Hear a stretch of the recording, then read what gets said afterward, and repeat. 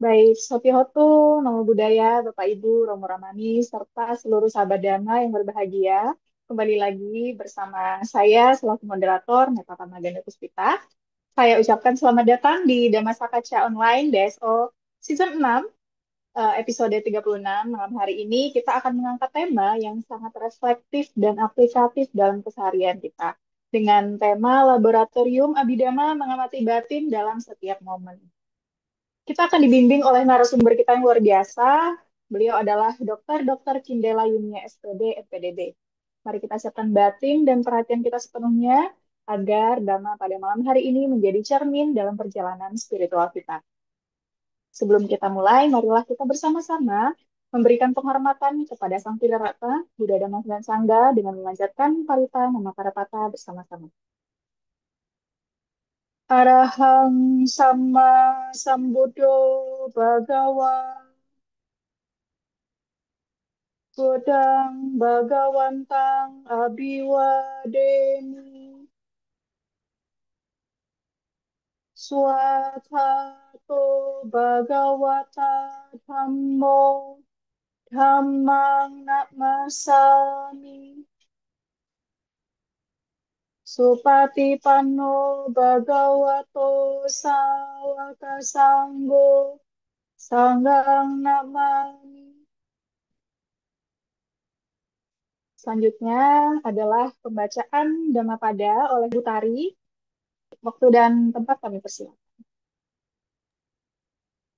Dhammapada Pandita Waka Syair 89. Ye sang sambo dhyang Yesu sama citang subhawitang ada napatini sage Anupada yaye rata ghi nasawa cuti manto te loke pariniputa. Mereka yang telah menyempurnakan pikirannya dalam 7 faktor penerangan, yang tanpa ikatan, yang bergembira dengan batin yang bebas, yang telah bebas dari kekotoran batin, yang bersinar, maka sesungguhnya mereka telah mencapai nibbana dalam kehidupan sekarang ini juga. Sadu, sadu, sadu. Terima kasih. Baik, terima kasih Saudari Bella untuk pembacaan Dhammapadanya. Selanjutnya saya akan membacakan profil narasumber. Baik, berikut adalah profil dari narasumber pada malam hari ini, Dr. Kindela Yunia, SPD NPDB. Beliau memiliki riwayat pendidikan pertama pada tahun 1996, lulus dari Fakultas Kedokteran Universitas Kristen Maranatha Bandung. Pada tahun 2013, beliau lulus Magister Keguruan dan Ilmu Pendidikan Agama Buddha STAB Mahaprajna Jakarta. Pada tahun 2016, beliau telah lulus program Dharma Acarya STAB Dharma Widya Bandung. Pada tahun 2025, beliau lulus S3 program Ilmu Agama dan Kebudayaan dari Universitas Hindu Indonesia. Beliau banyak sekali mengikuti pelatihan sejak 1998, diantaranya adalah pelatihan Advanced Trauma Life Support, ATLS, Advanced Cardiac Life Support, ACLS, Hygiene Perusahaan dan Kesehatan Kerja, HIPERKES, Elektrokardiogram, EKG, Akupunktur, Herbal Estetik Medis, Certified Master Handwriting Analyst, ISA Karos. Berikut. Baik, demikianlah profil narasumber kita pada malam hari ini. Tanpa berlama-lama lagi, marilah kita mendengarkan pemaparan materi oleh Dr. Kindela Yunia. Waktu dan tempat kami persilakan. Baik, terima kasih Saudari Meta. Sebelum kita mulai, Bapak Ibu sekalian, selamat malam, Sukihontu, Namo Buddhaya. Sebelum kita mulai, marilah kita merangkapkan kedua tangan dulu beranjali ya, karena saya akan membacakan Wandana sebagai pujian dan penghormatan awal kepada Buddha. Namo tassa bhagavato arahato sama sambuddhassa. Namo tassa bhagavato arahato sama sambuddhassa. Namo tassa bhagavato arahato sama sambuddhassa. Iya, untuk itu saya izin share screen ya. Baiklah, Bapak Ibu, saudara-saudari sedama, mari kita mulai ya. Hari ini topik yang dibawakan adalah mengenai laboratorium Abhidhamma. Laboratorium itu suatu tempat atau ruangan yang dilengkapi peralatan untuk melakukan penelitian, percobaan, pengukuran, atau pelatihan ilmiah. Tentu di sini Bapak Ibu, saudara-saudara semua pasti sudah tahu ya apa itu laboratorium karena dari waktu kita masa sekolah pun kita semua pasti sudah pernah praktikum ya. Kita sudah pernah praktikum. Tempat praktikumnya itu disebut laboratorium. Jadi laboratorium itu adalah tempat di mana kita bisa belajar, kita bisa melakukan eksperimen, kita melakukan penelitian, atau juga bisa melakukan pelatihan-pelatihan.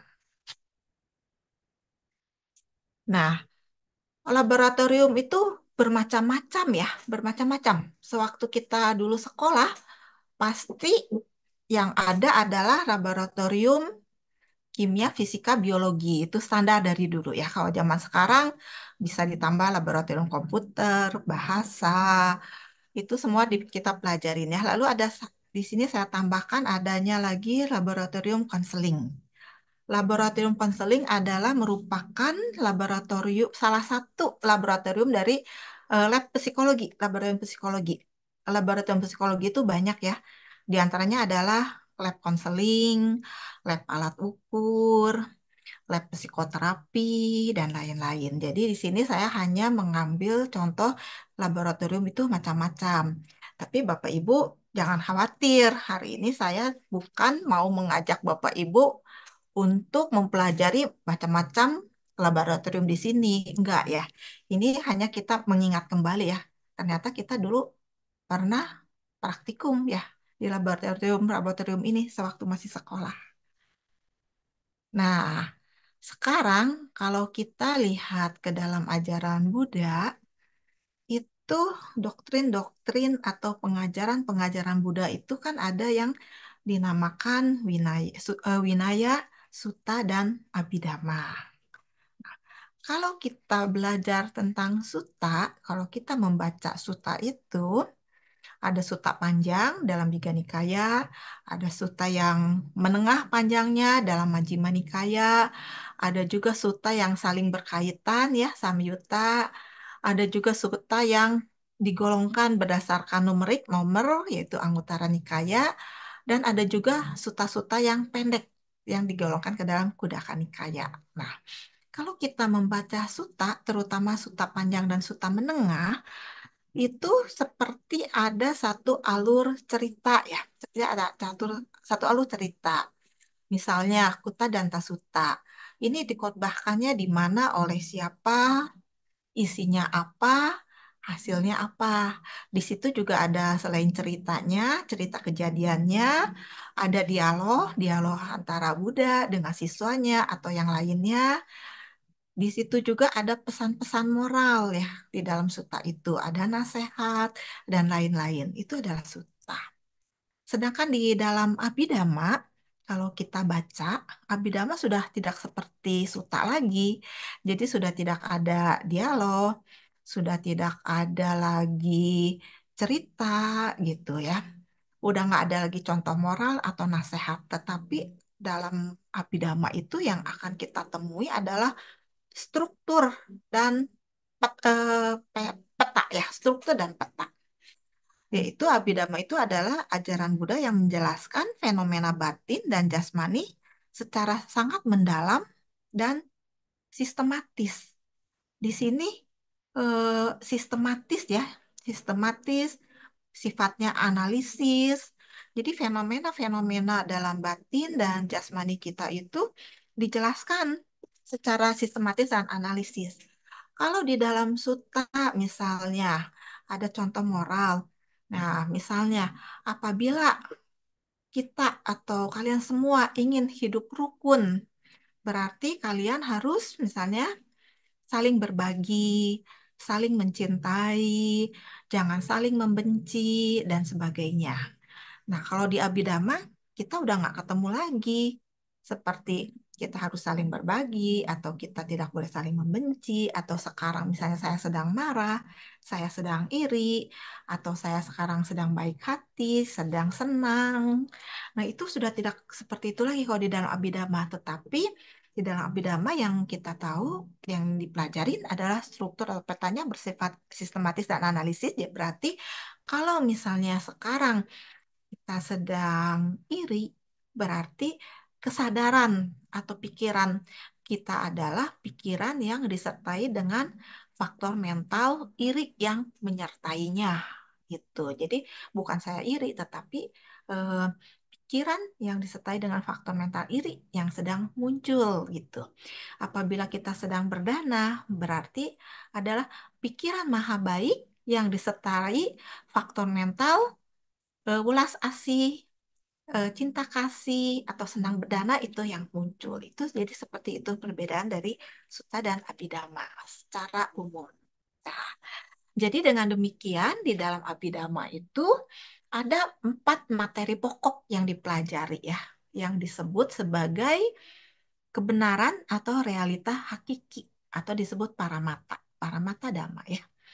Nah, kebenaran atau hakikat eh, realita yang hakiki ini atau yang disebut paramata itu dia disebut hakiki karena kebenaran ini sudah tidak bisa dipecah-pecah lagi menjadi yang lebih kecil. Seperti tadi contohnya misalnya eh, dari suta itu misalnya ada dialog ya. Kalau misalnya tadi contoh itu misalnya kalau ingin hidup rukun berarti harus saling berbagi, harus saling mencintai, tidak boleh saling membenci. Nah, kalau di Abhidhamma saling berbagi itu berarti di situ yang muncul adalah faktor-faktor mental, misalnya faktor mental adosa ya tanpa kebencian, atau faktor mental karuna ya belas kasihan. Nah, di sini udah nggak bisa dibagi lagi belas kasihannya. Belas kasihan udah nggak bisa dibagi lagi. Terus adosa tidak membenci tidak bisa dibagi lagi. Sedangkan kalau tadi di dalam susta misalnya harus hidup rukun itu saling berbagi. Saling berbagi kan banyak semuanya itu bisa dibagi lagi. Nah, jadi di dalam Abhidhamma ada 4 materi pokok yang dipelajari, 4 materi pokok utama yang dipelajari atau kebenaran hakiki ini, yaitu yang pertama adalah tentang kesadaran atau pikiran atau yang disebut cita, lalu faktor-faktor mental yang menyertai pikiran atau kesadaran itu, cetasika, dan materi atau rupa atau badan jasmani kita, dan hubungan di antara ketiganya ini, itu yang kita pelajarin ya.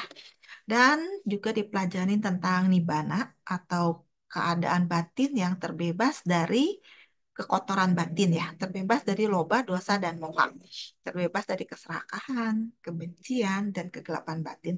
Dan satu lagi adalah panyati.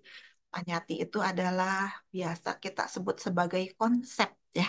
Jadi kalau di dalam suta disebut saya lagi senang hati, lagi berbelas kasihan, lagi hidup rukun, itu adalah panyati. Saya itu panyati. Tapi kalau di dalam Abhidhamma, saya adalah gabungan dari cita, cetasika, dan rupa. Ini hanya sekilas saja ya gambaran. Nah, lalu sekarang laboratorium Abhidhamma itu apa sih? Mungkin di antara saudara-saudara atau bapak ibu pernah nggak ada yang mendengar kata laboratorium Abhidhamma? Mungkin belum ya, belum pernah ada. Nah, lalu laboratorium Abhidhamma itu apa sih? Adanya di mana? Siapa yang bikin, siapa yang diriin? Jangan-jangan dokter Kindela yang bikin laboratorium Abhidhamma. Nah, sekarang kita lihat ya, laboratorium Abhidhamma. Nah, tadi kan katanya laboratorium itu kan eh, syarat laboratorium itu kan ada suatu tempat ya, tempat atau ruang di mana kita melakukan eksperimen, percobaan, penelitian, pelatihan, pembelajaran. Nah, jadi di dalam laboratorium itu tentu harus ada tempat atau ruangnya. Untuk eksperimen harus punya peralatannya. Sehingga di situ kita bisa melakukan penelitian, percobaan, bisa pengukuran, ada alat pengukurannya juga, dan bisa juga pelatihan. Nah, yang di sebelah kanan adalah tadi ya macam-macam. Jadi kalau misalnya laboratorium kimia ada tempatnya, peralatannya apa? Misalnya tabung-tabung, reagen-reagen, ya di situ. Sekarang laboratorium Abidama, tempatnya di mana? Ternyata tempatnya nggak jauh-jauh ya. Tempatnya adalah di dalam diri kita. Tubuh kita ini, tubuh kita ini adalah laboratorium Abidama loh. Nanti kita lihat ya. Kenapa dalam tubuh kita ini laboratorium Abidama? Lalu peralatannya apa? Peralatannya adalah yaitu tubuh kita, kesadaran kita, atau pikiran kita, dan faktor mental yang menyertainya. Nah, tadi di dalam pokok utama yang dipelajari dalam Abhidhamma itu adalah kesadaran atau pikiran, faktor mental, dan badan jasmani ya, dan nibbana. Nah, tiga ini jadi kesadaran atau pikiran, faktor mental, dan badan jasmani kita itu adalah alatnya. Alat yang berada di dalam laboratorium Abhidhamma. Laboratorium Abhidhamma ini tempatnya di dalam tubuh kita, jadi sama semua di situ ya. Nah, kita punya pikiran, kita punya kesadaran, kita punya faktor mental, kita punya tubuh jasmani. Ketiga ini bisa menjadi objek penelitian, bisa juga jadi objek percobaan kita, bisa juga menjadi alat ukur kita, dan di situ juga kita bisa melakukan pelatihan. Jadi semuanya ada di dalam diri kita, ternyata laboratorium Abhidhamma itu. Nah, di dalam laboratorium Abhidhamma itu apa aja sih yang terjadi?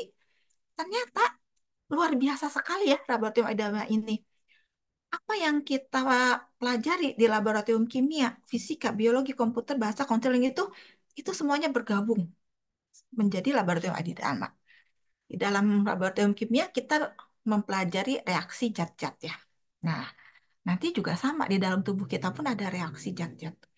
Lalu di laboratorium fisika misalnya kita mempelajari tentang energi, tentang gerak. Dalam tubuh kita juga sama seperti itu. Juga biologi, komputer, bahasa, dan konseling. Nanti kita akan lihat bersama-sama ya. Nah, ini sebagai bahan kita untuk kita mengenal laboratorium Abhidhamma itu apa. Ini teorinya sedikit ya, teorinya sedikit.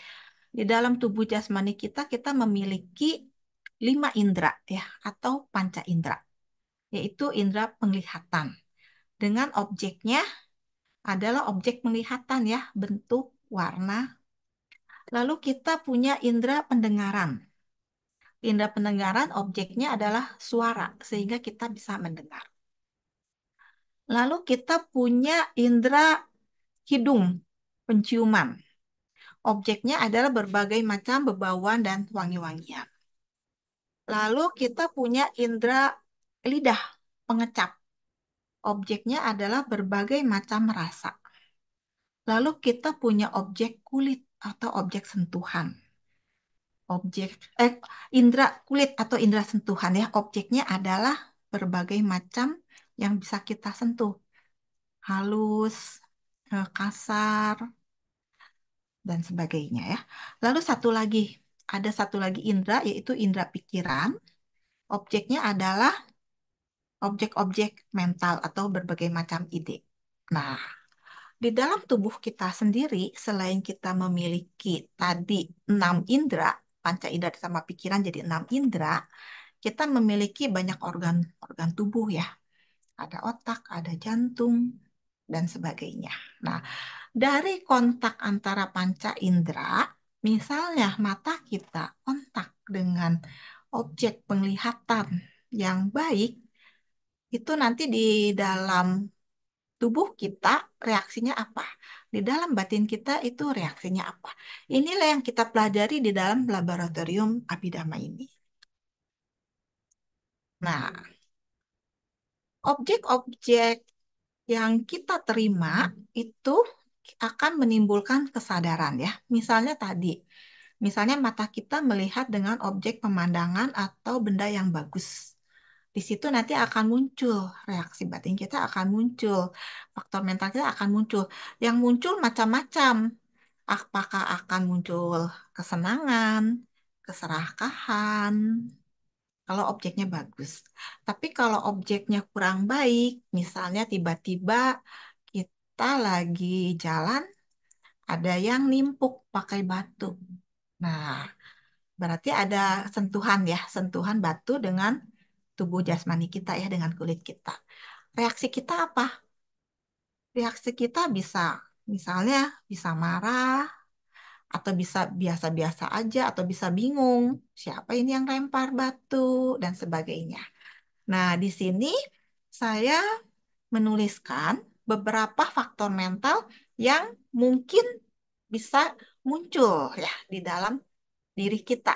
Misalnya bisa muncul keyakinan, perhatian, kedermawanan, cinta kasih, belas kasih, simpati, keseimbangan batin, ketenangan, ketulusan, kebijaksanaan, berbicara benar, perbuatan benar, pencarian benar, bisa muncul keserakahan, bisa muncul kekeliruan atau salah paham ya, kesombongan, bisa muncul kebencian, iri hati, egois atau kikir, bisa juga muncul penyesalan, bisa muncul rasa malas, rasa lelah, ragu-ragu, gelisah, dan lain-lain.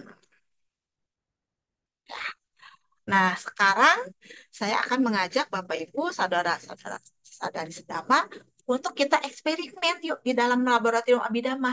Kan tadi laboratorium Abhidhamma itu tempatnya dalam tubuh kita ya. Terus peralatannya adalah tubuh jasmani, pikiran, dan kesadaran kita, dan faktor mental kita. Berarti kita bisa langsung dong eksperimen. Nah, dalam eksperimen ini, Bapak Ibu bisa langsung apa ya, berkomentar ya, bisa langsung berkomentar, bisa boleh langsung jawab, atau bisa tulis di chat. Eh, Dikmeta bisa tolong lihat, bantu bacain chat ya, kalau misalnya ada yang menjawab. Oke, sip. Sip ya, oke. Yuk siap Oke. ya, kita sekarang eksperimen ya. Nah, coba saudara-saudara semua ingat-ingat, pasti saudara-saudara semua pernah berdana, ini sorry ya, salah ngetik nih ternyata. Pernah berdana atau berbuat kebajikan. Coba diingat sekarang. Diingat pikiran atau faktor mental apa yang muncul sewaktu berdana atau berbuat baik atau menolong orang atau pokoknya berbuat baik apa aja. Perasaannya gimana? Penyebabnya apa? Reaksi di tubuh kita apa? Reaksi di batin kita apa? Ya, bisa dijawab langsung atau bisa ditulis di chat. Silahkan.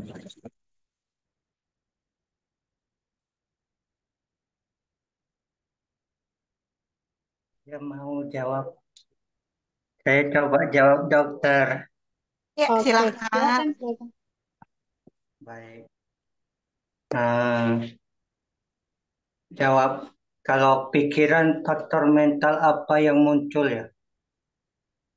Di saat ada pengetahuan, maka di sana bisa muncul sobana cetasika yang disertai uh, panindria cetasika. Tapi kalau lagi tidak muncul pengetahuan, ya semoga biasanya sih saya muncul pengetahuan dana itu untuk apa gitu. Jadi ya bisa lah masuk penyintia juga. Jadi Sobana Cetasika yang pasti itu kan sudah 19. Ditambah lagi kalau untuk muncul Sobana Cetasika itu ada juga yang wajib terlebih dahulu muncul yaitu 7 sabwa cita, uh, sadarana cetasika namanya. nanti ada Pakinaka Cetasika pasti. Itu untuk faktor mental yang muncul ya. Kalau untuk perasaan sih semoga yang Somanasa. Karena kalau UPK untuk meditasi oke. Karena kalau UPK meditasi kan kita jadinya mencapai jana kelima. Tapi kalau untuk berdana se- sebagusnya menurut saya Somanasa. Somanasa. Mengapa bisa Somanasa? Ya karena kita sudah terbiasa gitu. Bahkan bisa spontan kalau udah terbiasa gitu. Bisa asangkarika tanpa dorongan, langsung spontan gitu. Jadi reaksi tubuh kita spontan, reaksi batin kita spontan. Itu lebih bagus. Jadi somanasa sahagata, nyana sampayuta, asangkarika citta. Itu lebih baik menurut saya gitu. Terima kasih dok. Iya, terima kasih Pak Heri. Jadi pada waktu Pak Heri berdana atau berbuat kebaikan, berarti faktor mental yang indah yang muncul ya. Faktor-faktor mental yang indah seperti misalnya adanya cinta kasih, adanya belas kasih, simpati, dan lain-lain. Terus perasaannya juga tadi senang ya, senangnya. Nah, penyebabnya apa tuh? Kenapa bisa faktor mental yang bagus dan senang? Karena Pak Heri tadi menjawab karena memang sudah menjadi kebiasaan dan Pak Heri senang untuk melakukan perbuatan baik ya. Reaksi Dan tubuh, ya. dan juga ditambah sudah eh, paham karena sudah sering dijelaskan manfaat perdana itu ini gitu. Wah, bagus sekali. Bagus sekali, sip. Jadi penyebabnya banyak tuh. Sudah paham, senang berbuat baik, dan lain-lain. Reaksi yang dirasakan di tubuh bagaimana? Maksudnya reaksi di tubuh itu apakah tubuhnya terasa nyaman atau gimana gitu? Oh, ya terkadang begini kalau lagi pas keadaan dan masalahnya pas longgar gitu, nggak harus antri panjang sampai dempet-dempetan, mungkin agak lapang gitu ya. Tapi kalau dempet-dempetan terasa sedikit tidak lapang, tetap saja kita harus apa namanya? Walaupun terasa tidak terlalu lapang, tetap harus ringan gitu, keringanan tubuh. Jadi tidak timbul apa namanya? Udah mau berdana, malah digepet-gempetin jadi emosi. Tidak harus seperti itu. Jadi ringankan aja, walaupun nggak lapang gitu. Sip, bagus. Berarti walaupun suasananya nggak nyaman, tapi karena pikiran kita mau berbuat baik, jadi suasana situasi yang nggak nyaman itu menjadi relatif nyaman gitu ya. Baik ya. Terus reaksi batin juga tadi karena reaksi batinnya juga berpikir karena saya mau berbuat baik. Jadi reaksi batin juga nggak nimbul yang misalnya, aduh kesel, aduh yang tadi mau berbuat baik kok harus dempet-dempetan nggak nyaman juga enggak ya. Jadi kesimpulannya di dalam membuat kebaikan, di dalam kita berdana atau berbuat kebajikan, berarti tubuh dan jasmani kita, tubuh jasmani dan batin kita dalam keadaan yang nyaman atau relatif nyaman ya. Seperti itu Pak Eri ya. Oke. Ada yang lain yang mau ini nggak menjawab nggak? Di chat ada yang jawab nggak? Saya nggak buka Di chat nih. chat ada nih, Saudara Wahidin Ya, Johan. ya, Muncul perasaan bahagia dan menginginkan terbebas dari duka. ya baik. Berarti masih mirip-mirip ya. Bagus sip. Saya lanjut sekarang. Nah, coba diingat-ingat lagi pernah nggak sih kita takut marah? Kita misalnya bisa takut, bisa marah. Yang muncul waktu itu gimana tuh? Pikiran yang muncul apa, faktor mentalnya apa, perasaannya gimana, sebabnya apa, reaksi tubuh, reaksi batin kita apa? Bagaimana?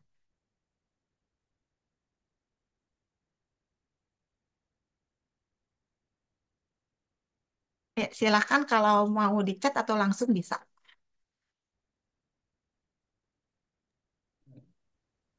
Belum ada yang mau coba, saya coba lagi ya.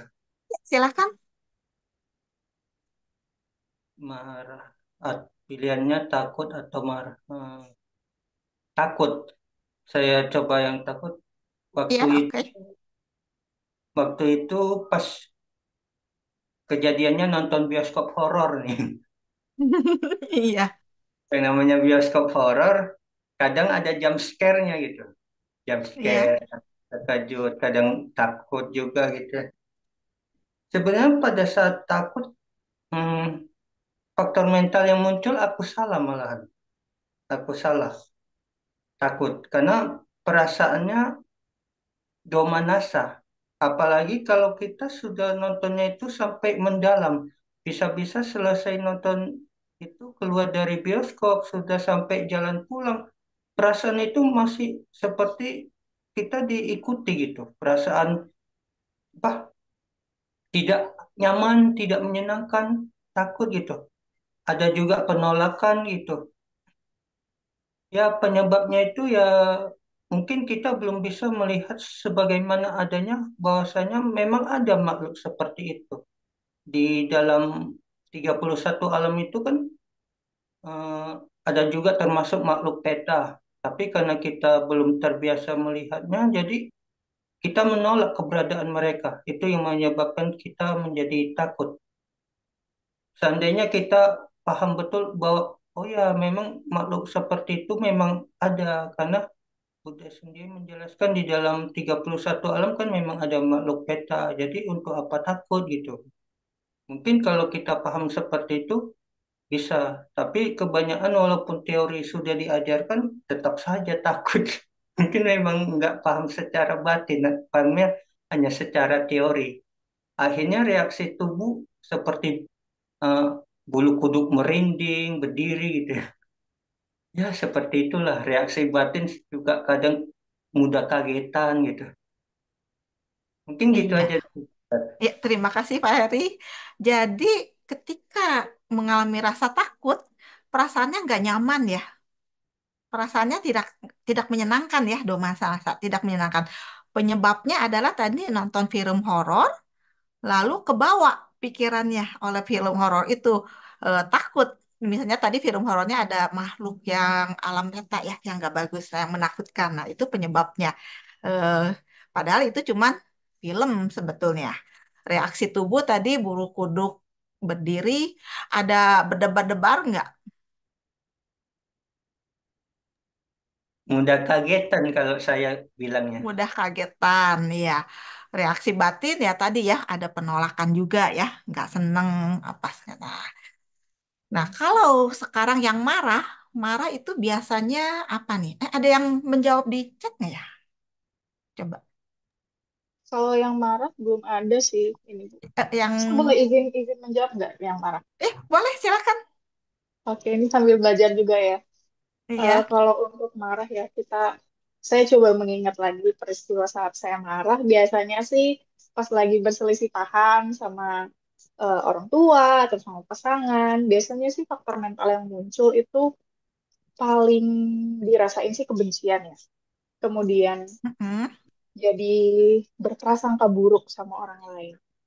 Kemudian jadi nggak mikir ini kelakuan saya bakal bikin orang sakit hati apa enggak, kata-katanya akan bikin orang sakit hati apa enggak. Kemudian perasaan yang dirasain itu cenderung tidak nyaman di area dada, rasanya panas, sesak, terus penyebabnya sih biasanya ada ekspektasi yang tidak kesampaian.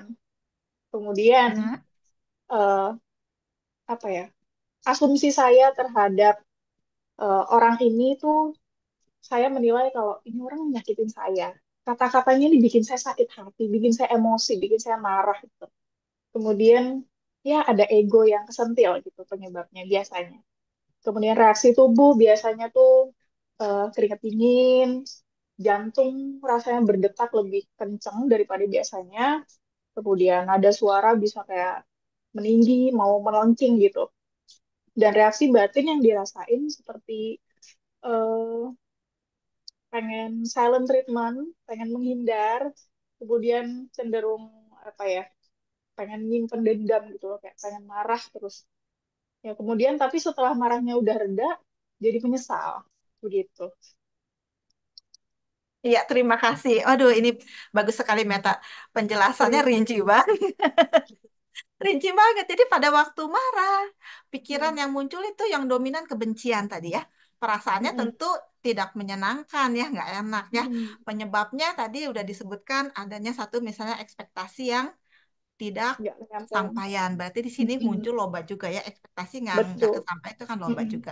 Reaksi tubuh tadi sudah sangat-sangat jelas nih. Berdebar-debar, bisa sesak napas, ya. Nah, terus reaksi batin ada rasa ingin membalas, ada rasa sakit hati, ada rasa mm. menyesal setelah setelah Iya, akhirnya paham ya. Jadi iya kita betul. muncul begitu. Jadi kita lihat. Mm, Jadi kalau tadi yang pertama yang berdana berbuat kebajikan itu kan tubuhnya enak nyaman ya. iya Walaupun tadi benar. walaupun tadi kata Pak Heri bilang mau berdana kok didempet-dempet begitu nggak nyaman tapi karena pikiran baik mau berdana ya udah Mm, akhirnya yang nggak nyaman itu relatif netral kan. Nah iya. sedangkan ini di tubuh nggak enak jadi kita lihat ya berarti perasaan takut marah itu merugikan merugikan Mm, kita nggak enak kan ya. Nah terus reaksi tubuh sesak napas padahal kita kan nggak punya gangguan pernapasan ya bisa sesak napas terus berdebar-debar berarti itu nadinya itu tinggi meningkat, tensi juga meningkat nanti. Kalau hanya sebentar-sebentar mungkin nggak masalah, tapi kalau sering, yang seperti orang bilang darah tinggi, kalau lagi orang marah-marah, kan orang umumnya gitu ngomong kan, ya memang benar sih bisa darah tinggi itu lama-lama. Jadi itu merugikan. Nah, jadi kita dilihat ya di laboratorium Adidama ini, kita bisa melihat. Lalu bisa juga jadi oh karena kita sudah tahu seperti ini jadi lain kali ke depannya kita harus bagaimana. Tapi kita lanjut dulu ya. Ini seru nih. Kita eksperimennya lanjut lah. iya, siap. Nah, ini tadi masih menyangkut yang respon takut ya, respon takut atau trauma yang membuat kita betul-betul trauma akut yang membuat kita benar-benar trauma. Itu reaksinya adalah bisa kita itu bersigap mau melawan. Jadi seperti yang tadi yang Meta ceritakan ya. eh, Rasanya ingin bales gitu ya, ingin memarahin terus. Kalau yang Pak Heri tadi kayaknya ingin menghindarkan, penolakan nggak mau ya, di situ bisa. Lalu kalau intensitasnya makin tinggi lagi, reaksinya bukannya bisa kabur, tetapi dia jadi membeku, freeze, nggak bisa apa-apa. Jadi sampai melangkah pun nggak bisa, bahkan ada yang sampai terkencing-kencing. Itu responnya, respon tubuh.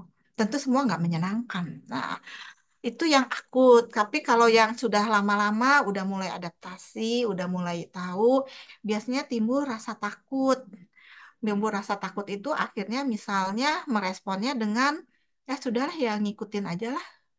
Misalnya kita terhadap atasan atau terhadap pasangan yang egoistik gitu ya. Ya daripada saya menderita, apa ya udahlah saya ikutin aja lah gitu ya. Nah, itu bisa seperti itu responnya. Tapi respon yang takut yang akhirnya kita ya udahlah ikutin aja lah seperti itu. Kalau kita nggak tulus, kita nggak apa tuh nggak benar-benar kita ngikutin, tapi kita memendam itu berbahaya juga. Jadi seperti ibaratnya itu kita memendam bara dalam sekam gitu loh. Lama-lama suatu ketika akan meledak hancur. Meledak juga itu berbahaya memang. Ini adalah respon dari takut. Nah, kita lihat dari respon fisik kita ya.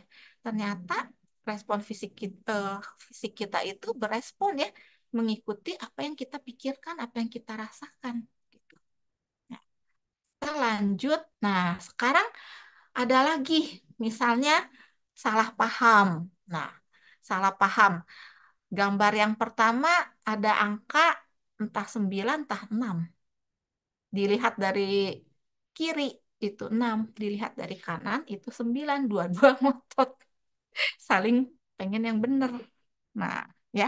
Atau juga bisa berita hoax itu kita anggap sebagai kebenaran. Nah, kalau di dalam salah paham ini kira-kira apa nih reaksi yang bisa muncul? Ada yang mau ini nggak? Ada yang mau apa tuh sharing? Saya ya, Ya, silakan. pikiran yang muncul. Ini tadi ada yang dari sini 6, dari sini 9. Mereka saling melekati pandangannya. Pikiran sini berarti saya akan mengambil faktor mental yang paling terlihat. Sebenarnya tadi di antara takut dan marah tadi juga saya merasa ada moha di sana. Ada moha yang muncul. Seperti kita udah takut film horor tapi tetap saja bayar tiket mahal untuk nonton. Rumah hantu juga begitu. Udah tahu rumahnya berhantu masih mau nonton. Sama ini, salah paham ada loba karena melekat pada pandangan masing-masing. Dan juga ada moha. Seandainya ada helikopter view di antara mereka berdua, itu akan lebih terlihat jelas bahwa keduanya benar. Dari mana sisi lihatnya?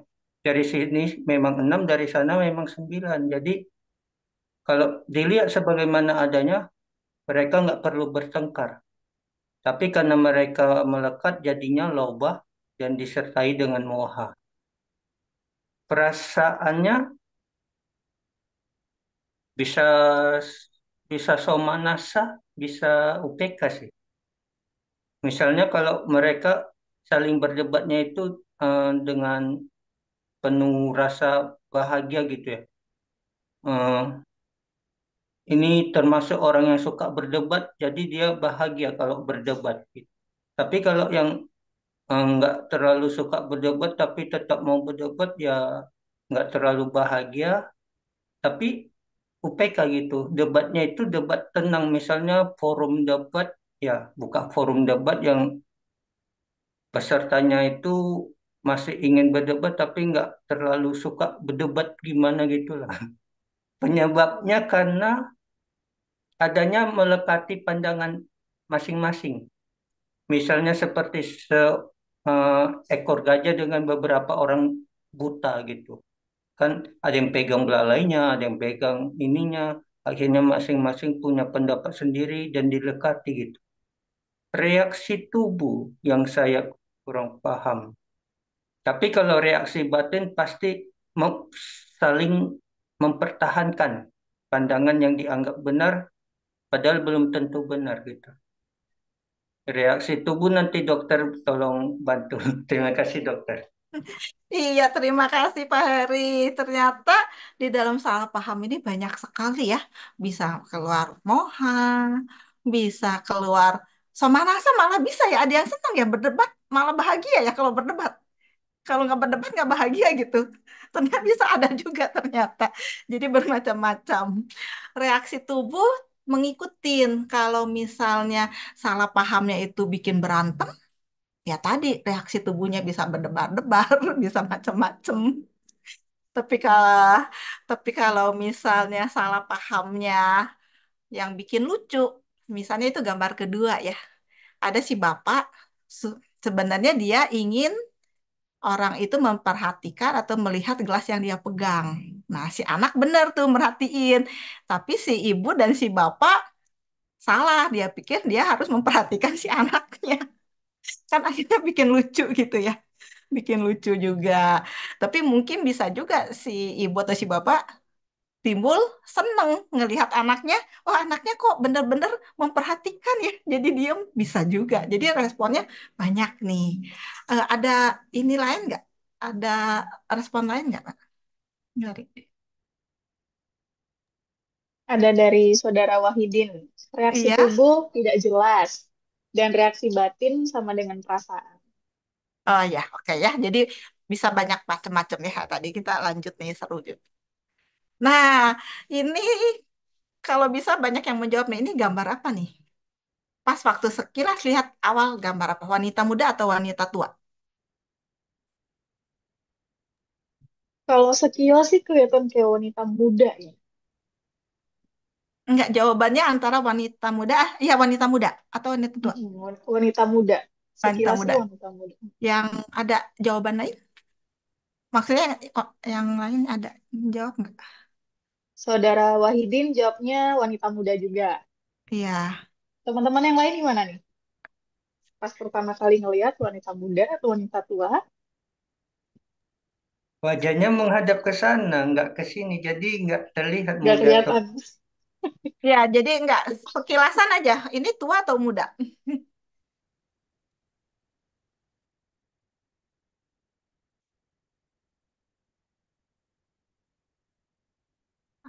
Yang lain ada yang menjawab enggak ya?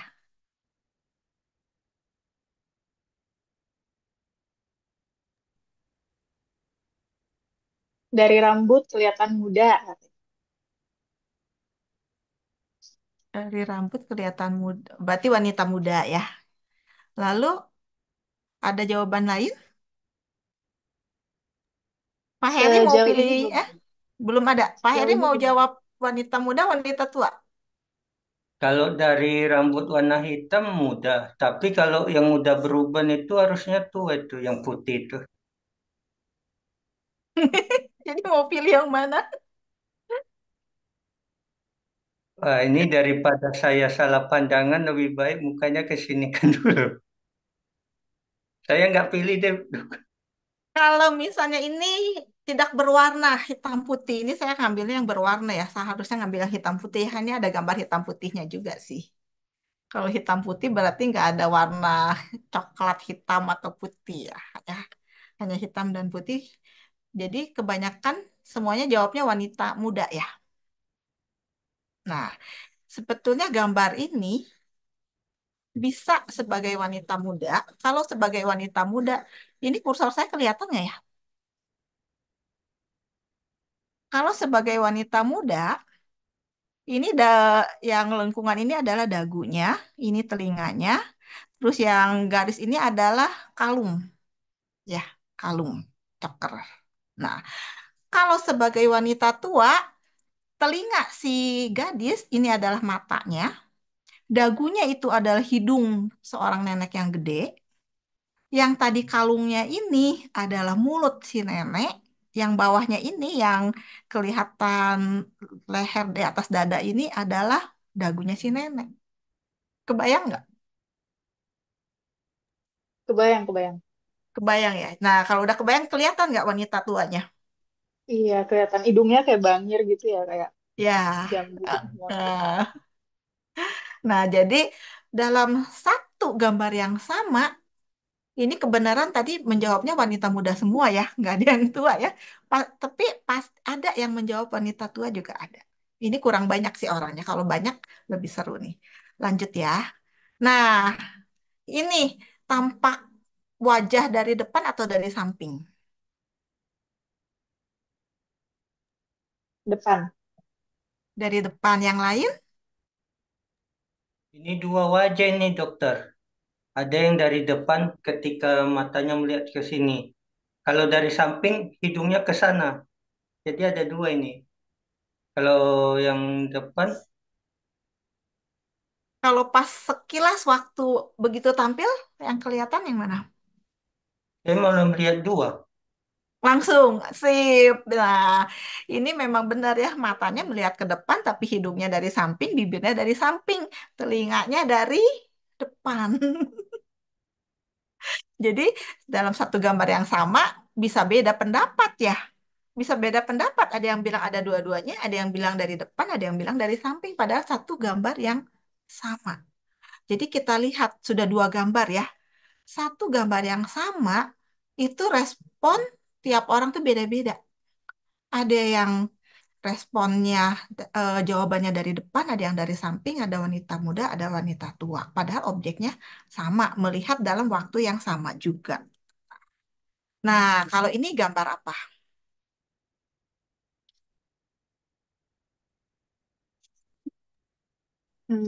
Sepasang kakek nenek.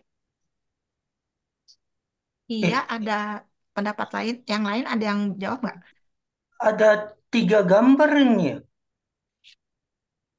Gambar apa Jadi ya? sepasang kakek nenek tadi, Ya, kemudian ada yang sepasang juga, satu pakai gitar, satu enggak. Kemudian di kakek itu, di ubannya itu ada seperti wanita di pintu itu. Wanita yang ada di iya. pintu. Heeh. Ada jawaban, ada yang lain, ada yang menjawab lagi nggak?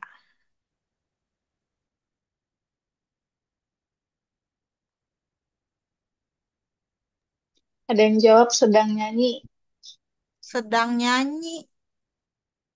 Yang sedang nyanyi siapa ya maksudnya?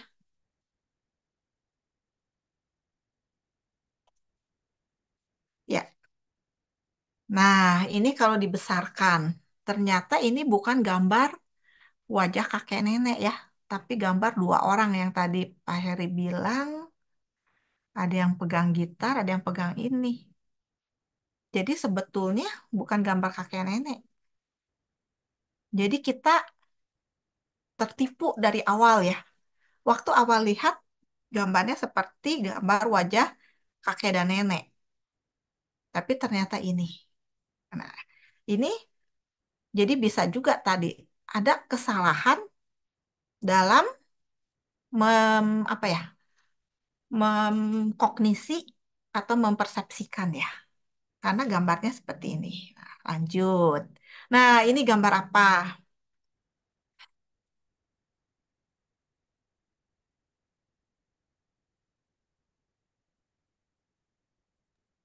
Dua gambar ya. Apa ya dua gambar? Kalau Dan dari jawab, warna putih, kalau dari warna putih seperti bentuk muka yang tidak jelas karena nggak ada mata, hidung, hidung ada ya, hidung, bibir ada, mata nggak ada. Intinya belum lengkap, tapi saling berhadapan. Tapi kalau diambil dari warna hitam, seperti tiang, tiang, kayak tiang-tiang gitu di tengah gini. Iya, ada yang menjawab lain? Ada jawaban, ada yang menjawab lagi nggak yang lain? ada yang jawab vas bunga. Iya, terus ada yang jawab lagi yang lainnya? Kalau saya sih lihatnya ini kayak siluet dua orang ya, siluet. Dua, dua wajah berhadapan. Dua wajah berhadapan. Iya, nah jadi ini juga kita lihat ya, satu gambar yang sama bisa menimbulkan tiga jawaban. Ya, bisa menimbulkan tiga jawaban. Yang pertama ada dua gambar, yang kedua itu gambar vas bunga, yang ketiga gambar orang berhadapan padahal satu gambar ya.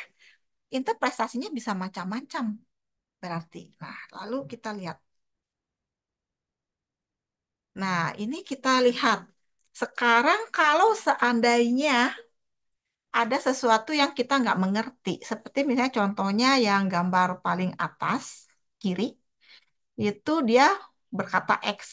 Yang kanan ngomong Y karena dia bingung.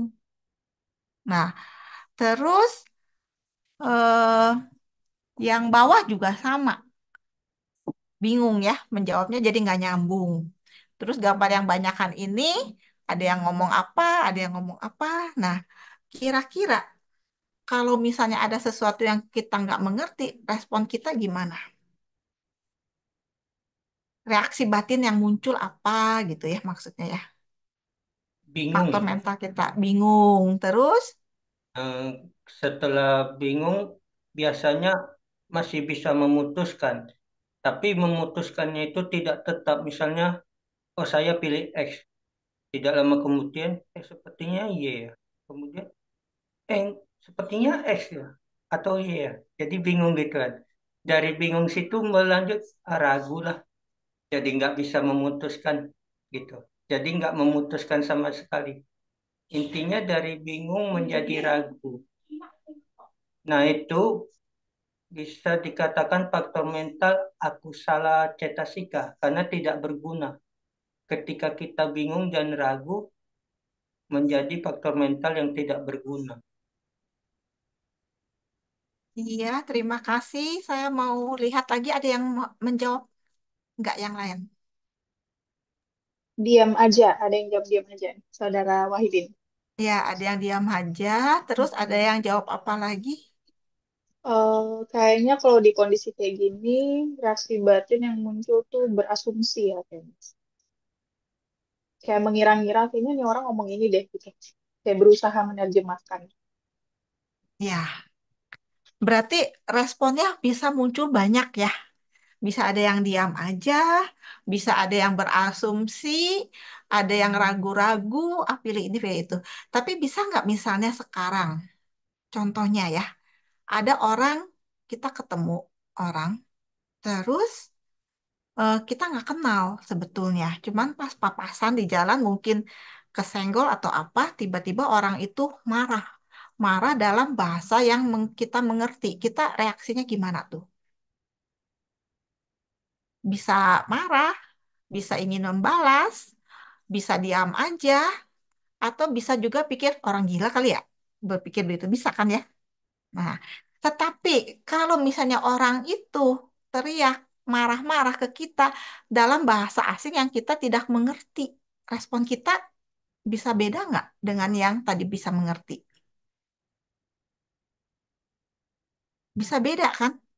Bisa beda karena kita ngerti dia marahin kita. Mungkin kita bisa sakit hati, ingin membalas. Tapi kalau dia misalnya maki-maki kita dalam bahasa yang nggak mengerti, kita bisa aja diam, ah udah pergi aja, nggak tahu ngomong apa, orang gila kali atau apa. Bisa berbeda ya. Padahal dalam yang sama. Nah, itu adalah reaksi batin kita tuh. Reaksi batin kita dalam kita menanggapi atau menerima objek. Nah, kita lanjut sekarang. Nah, apabila kita sedang bangga, sedang tergoda atau tergiur, gimana tuh rasanya kita? Ada yang mau sharing?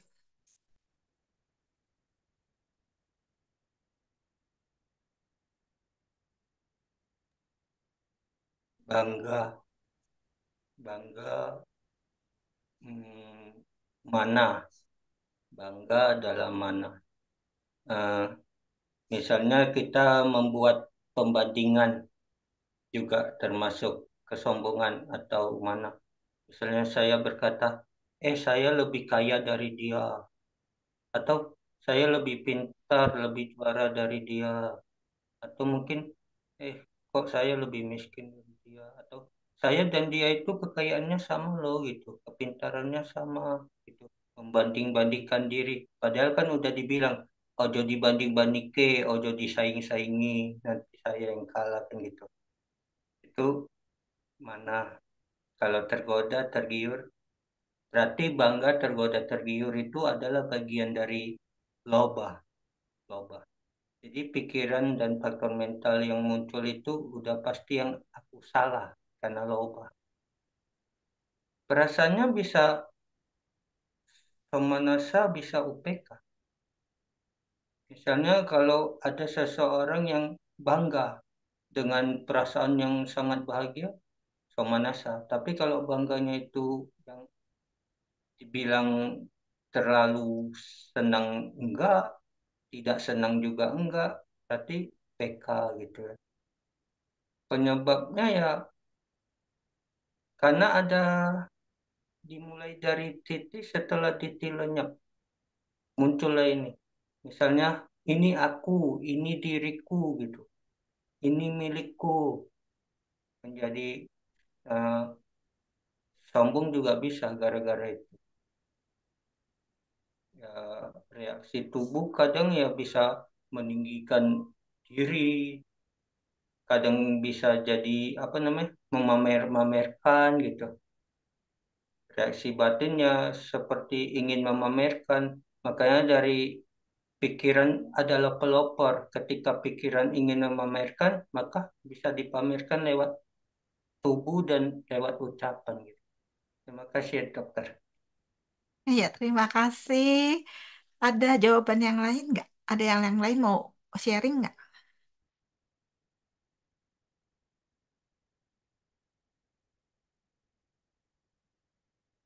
Nah, kalau nggak ada, kalau kita lagi merasa bangga, yang tadi Pak Heri bilang ya, itu perasaannya bisa senang, bisa netral juga ya. Nah, itu betul. Terus reaksi tubuh macam-macam tuh. Kalau kita lagi merasa senang, bangga, kita bisa sedikit berdebar juga bisa tuh. Apa terus kalau misalnya kita sangat memikirkan gambar yang di bawah tuh, misalnya lobanya muncul ya, kesalahan muncul pengen nih, bisa nggak bisa tidur juga karena mikirin terus. Itu reaksi tubuh kita. Nah, kalau misalnya keserakahan akan makanan yang itu yang enak, pengen makan terus, gambar yang kanan atas misalnya. Akhirnya makan banyak, reaksi tubuh kita apa? Bukannya enak lagi, tapi jadi sakit perut atau perut tidak nyaman ya, karena kekenyangan. Nah, jadi dari sini kita lihat ya, eh, perasaan bangga, tergoda, atau tergiur. Kalau kita kebablasan, ketinggian, itu juga bisa mempengaruhi fisik kita ya, mempengaruhi fisik kita, mempengaruhi batin kita. Batin kita juga sama. Eh, Loba atau keserakahannya bisa makin meningkat. Kita lanjut sekarang di sini overthinking atau melamun. Nah, kalau kita melamun, overthinking, gimana tuh? Ada yang mau sharing nggak? Ada yang pernah mengalami atau memikirkannya?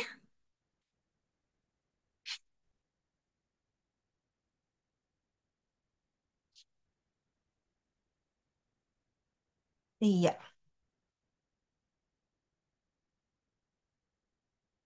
Ada yang mau sharing nggak? Dari saudara Melamun. Wahidin, Iya, silakan. tidak bisa tidur. Ini Nggak bisa reaksi tidur. tubuhnya. Reaksi tubuh tidak Reaksi bisa tubuh tidur. nggak bisa tidur ya. Kalau nggak bisa tidur, pasti perasaannya kurang nyaman, nggak bisa istirahat ya. Mm-mm. Heeh. Terus ada jawaban sharing yang lain? Kalau overthinking ya, lamun biasanya sih pikiran kemana-mana kan, tidak hadir di saat ini ya. Mm-mm. Mm-mm. Kemudian mungkin ada luka atau kejadian memori yang men-trigger untuk ngelamun, untuk overthinking. Terus reaksi tubuhnya sih biasanya pusing sih, karena kebanyakan mikir ya overthinking. Kalau reaksi batin, biasanya jadi takut gagal, tak, pokoknya dominannya takut dan jadi insecure, jadi tidak aman, nggak pede gitu sih. Kalau Iya, dari terima saya kasih. gitu. Kalau Dari dari Neta. saudara Wahidin ada lagi. Iya, Marah, muncul apa reaksi batinnya jadi marah. Perasaannya, perasaan. iya. Heeh. Terus ada lagi nggak yang mau sharing? Tadi dikatakan overthinking mengembara. Hmm, Saya jadi ingat nih, melamun, overthinking, pikiran mengembara. Nah, ini ciri-ciri dari utak Chai nih, dari kebingungan. Misalnya kita lagi nge-zoom ikutin uh, kelas abidama, tapi nanti keluar dari sini malah nggak paham. Karena dari tadi seakan mendengar, tapi sebenarnya pikiran dan faktor mentalnya itu kebingungan, mengembara ke sana sini, jadi nggak paham gitu. Jadi ini pasti bingung ini. Perasaannya UPK, tenang, karena biasanya orang yang melamun, orang yang overthinking, yang pikiran mengembara itu terlihat tenang gitu, terlihat tenang. Dia nggak sedang mengeluarkan amarah yang tidak nyaman, dia juga tidak sedang bahagia, tapi tenang gitu. Penyebabnya bisa jadi ini memikirkan masa lalu, masa depan, atau memang karena dia nggak paham sama sekali, akhirnya batinnya kelelahan, ya udahlah lamunlah dulu, overthinking lah dulu gitu.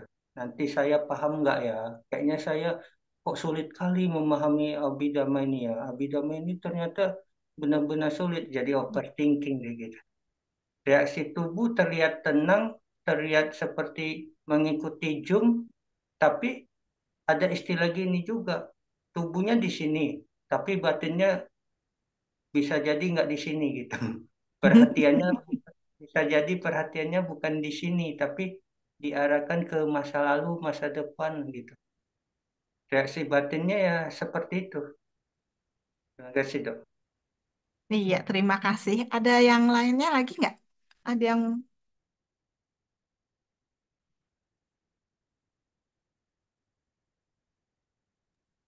So far baru itu aja Bu, belum ada lagi dari udah itu aja. teman-teman.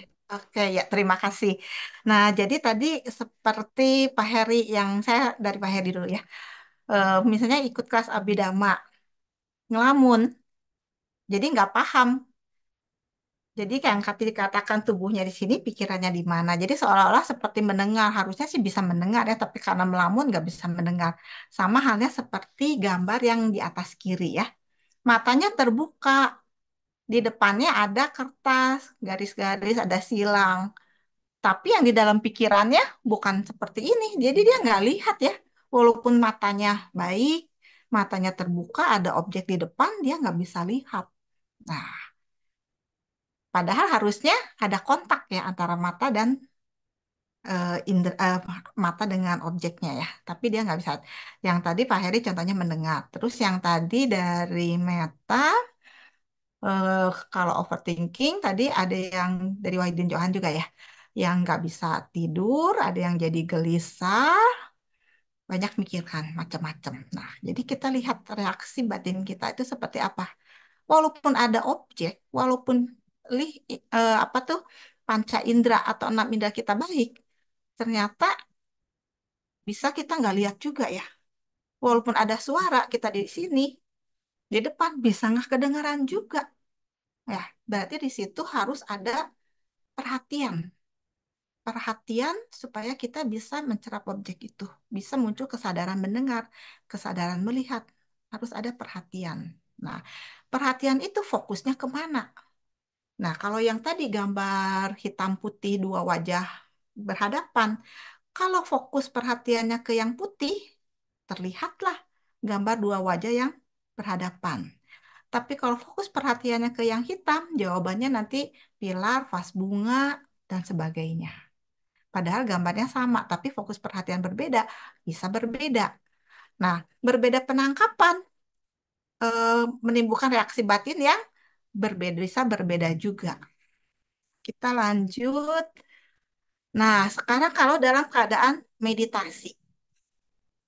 Nah, kalau dalam keadaan meditasi, kita ingat-ingat coba, apa sih yang terjadi di dalam batin dan tubuh kita?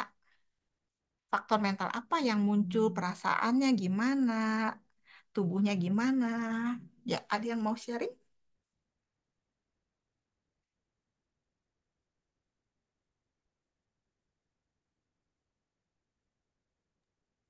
Saya coba share.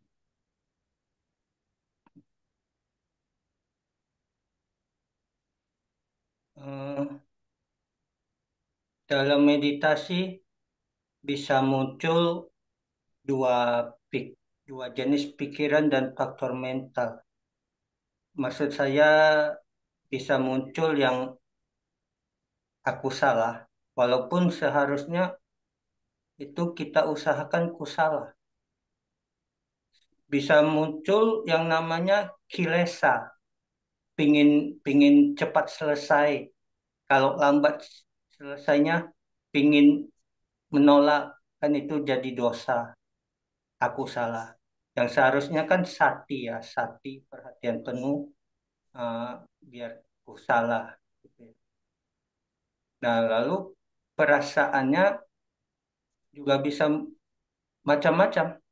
Bisa bisa bahagia, bisa bahagia ini bisa yang dari loba kalau kita melekati kasina, tapi bahagia ini juga bisa dari yang apa salah. Kalau misalnya kita mencapai jannah bisa somanasa. Tapi bisa dari domanasa juga. Kok lama kali ya bunyi alarmnya gitu. Bisa. Kemudian dari jenis UPK juga bisa yang aku salah misalnya kita sepertinya seakan-akan meditasi, tapi sebenarnya melamun gitu. Seperti tadi tubuhnya di sini, batinnya mengembara gitu. Tapi ketika kita sudah mencapai jana kelima yang disebut UPK Eka Gata, itu PK-nya jenis kusala, bukan aku salah gitu. Jadi misalnya perasaan bisa macam-macam, pikiran bisa macam-macam, pasti penyebabnya macam-macam, reaksi tubuhnya juga macam-macam, reaksi batin juga macam-macam. Jadi lebih baik itu meditasi yang kusala, yang benar-benar kewaspadaannya, perhatian penuhnya terjaga, sehingga meskipun muncul kilesa, kita tahu, oh, kilesa muncul. Maka lakukanlah, setelah muncul panya seperti itu, lakukanlah yang namanya samawayama. Samawayama itu adalah ketika kesadaran aku salah belum muncul, usahakan tidak muncul. Tapi setelah muncul, usahakan dikikis gitu, diredam gitu. Yang kusala belum muncul, usahakan dimunculkan. Ketika sudah muncul, usahakan lebih dikembangkan lagi kewaspadaannya, perhatiannya, kebijaksanaannya gitu. Jadi meditasi ini lagi-lagi banyak banyak bisa aku salah gitu. Terima kasih dokter. Ya, terima kasih. Eh, ada yang mau sharing yang lain dulu nggak? Meditasi ya. Saya izin sharing deh, Bu. Iya, Meditasi kan sebenarnya ada, menurut saya itu ada konteks ya, ada konteks batin yang ready dan batin yang nggak ready. Cuman ini saya akan menceritakan sharing dari konteks meditasi tapi kondisi batin ini belum ready gitu. Jadi pikiran dan faktor mental yang muncul itu biasanya gelisah, terus jadi nggak fokus. Jadi kayak tadi ada salah satu rekan kita di komentar ya yang komen pengen cepet-cepet selesai meditasinya. Kayak mikir, aduh ini kapan sih selesainya meditasinya, kapan sih alarmnya bunyi gitu. Terus perasaan yang muncul tuh awalnya netral kan, kayak ya berusaha untuk menyesuaikan badan, relax. Tapi karena kondisi batin yang nggak ready, yang nggak siap, jadi malah cenderung gelisah karena mikirin kapan selesainya meditasi, kok alarmnya nggak bunyi-bunyi. Terus malah jadi ngantuk. Yang awalnya pengen meditasi, jadi meditasi bobo ya. Kemudian penyebab, yaitu tadi kondisi batinnya belum siap. Kemudian reaksi tubuh biasanya sih yang awalnya posisinya begini, tegak, jadi punggungnya tuh agak bungkuk gitu loh. Nah, kayak gitu. Terus biasanya sih bagian apa namanya paha tuh agak-agak pengen kram gitu, sama daerah paha ke kaki pengen kram. Terus ada aja bagian yang gatel. Dan reaksi batinnya sih apa ya? Mungkin rasanya kayak pengen usai lebih cepet, kayak pengen nyerah gitu ya. Udahlah, udah kelarin aja lah ini meditasinya gitu karena nggak nyaman gitu. Kalau dari saya sih itu, Bu. ya, terima kasih. Ada yang menjawab lain nggak? Kalau dari Saudara Wahidin, pikiran dengan objek, kemudian perasaannya lembut, bahagia, penyebabnya ada objek yang ingin diketahui, dan reaksi tubuhnya bisa goyang, reaksi batinnya damai. Gitu. Ada jawaban yang lain nggak ada? Udah. Udah, itu aja. Ya, oke. Terima kasih ya. Pak Heri, Meta, sama Saudara Wahidin. Terima kasih semua. Jawabannya benar-benar jujur semua ya. Jadi, bermeditasi ternyata bisa reaksi batin kita bisa kurang baik, aku salah, dan juga bisa baik ya, bisa aku salah. Padahal kan katanya meditasi itu satu hal yang baik ya, yang harus kita latih. Ternyata responnya atau yang muncul bisa kesel, pengen cepet-cepet selesai, ini paha kram, sakit, semutan. Tapi bisa juga, aduh ini sangat menyenangkan karena pikiran terkonsentrasi. Ada juga yang akhirnya melamun dan sebagainya. Itu yang reaksi yang wajar ya. Nah, jadi dari sini kita lihat dari yang awal tadi ya. Dari yang awal tadi kita eksperimen nih di laboratorium kita nih di tubuh kita. Bagaimana kalau kita lagi takut, lagi marah muncul, bagaimana kalau kita lagi berdana atau berbuat baik. Lalu bagaimana dalam kita melihat satu hal ternyata hal yang sama itu bisa berbeda reaksinya atau pemahamannya pada si A, si B, si C ternyata bisa berbeda. Lalu reaksi yang ternyata ada objek di depan kita kalau kita melamun kita nggak lihat juga ya. Walaupun kita sedang belajar di kelas tapi pikirannya entah kemana batinnya walaupun jasmannya di sini nggak bisa dengar juga nggak paham juga. Bahkan yang katanya perilaku atau tindakan meditasi yang baik, ternyata hasilnya reaksi tubuh dan reaksi batin bisa baik, bisa enggak. Nah, jadi di situ kita lihat ya, kita sudah eksperimen nih ke banyak hal di dalam laboratorium abidama kita nih dalam tubuh kita hari ini ya. Kita lihat kenapa bisa begitu. Nah, dari situ yang tadi awal saya bilang Laboratorium Abidama yaitu tubuh kita adalah gabungan dari laboratorium kimia, fisika, biologi, komputer, bahasa, konseling, dan lain-lain. Kita lihat kenapa kimia muncul kan kalau kita takut itu muncul neurotransmitter atau zat aktif di otak yang bisa membuat kita berdebar-debar, bisa membuat kita lari. Lari itu kenapa ada energi, terus larinya gimana itu semua reaksi fisika ya, itu reaksi kimia. Terus di biologi kita lihat bisa berdebar-debar. Kalau meditasi, ketika kita konsentrasi, kita tenang, reaksi tubuh kita adalah rileks. Kesemutan, nyeri bisa hilang. Nadi bisa turun, tensi juga bisa turun, tapi tentunya dalam batas normal ya, nggak akan jadi nol, jangan takut. Dalam batas normal, perasaan juga senang. Nah, itu reaksi biologi ya di tubuh kita. Terus, kenapa disebut laboratorium komputer? Nah, tadi kita di sini kan nggak ada yang dalam keadaan marah kan, tapi kita bisa ingat, kita memanggil database ya di komputer. Cuman kalau di komputer ada kapasitasnya, bisa cuma 256, 500, 1 tera. Tapi kapasitas di tubuh kita nggak ada. Berapa tuh? Bisa sebanyak mungkin bisa menyimpan data. Terus di laboratorium bahasa yang tadi, kalau ada orang maki-maki, kita mengerti, kita bisa sakit hati. Tapi kalau kita nggak mengerti, ya cuek aja gitu. Nah, kan mirip ya. Semua laboratorium itu ada di dalam diri kita. Terus laboratorium konseling. Nah, kayak tadi, kita meditasi itu kan sudah tahu itu yang baik. Nah, terus akhirnya sadar juga, saya sekarang kok timbulnya kesel ya, pengen cepet-cepet. Nah, lalu sadar juga, sekarang saya lagi terkonsentrasi, lagi enak.